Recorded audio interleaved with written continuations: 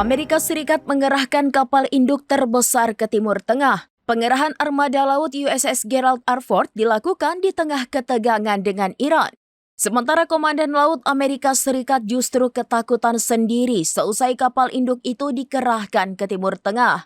Rasa takut itu disampaikan Kepala Angkatan Laut Amerika Serikat Laksamana Daryl Caudle pada Jumat 13 Februari. Ia memperingatkan agar tidak memperpanjang penempatan kapal induk di Timur Tengah. Bahkan ia khawatir dengan pasukannya yang berada di kapal tersebut. Pasalnya ia takut pasukannya digempur serangan Iran. Diketahui Pentagon mengerahkan USS Gerald R. Ford ke Timur Tengah. Keputusan ini seiring Washington meningkatkan tekanan terhadap Iran.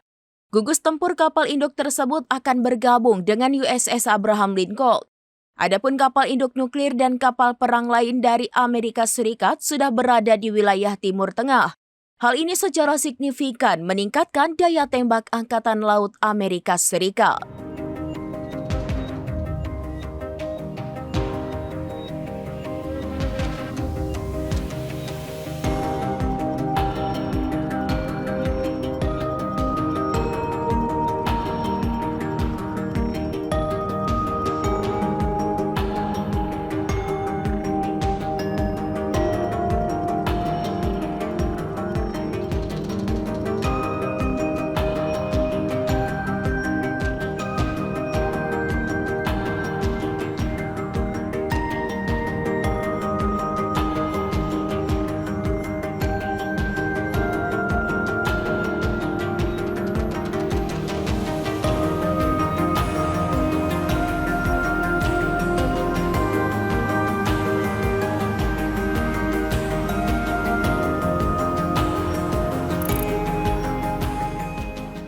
Download Tribun X sekarang, menghadirkan lokal menjadi Indonesia.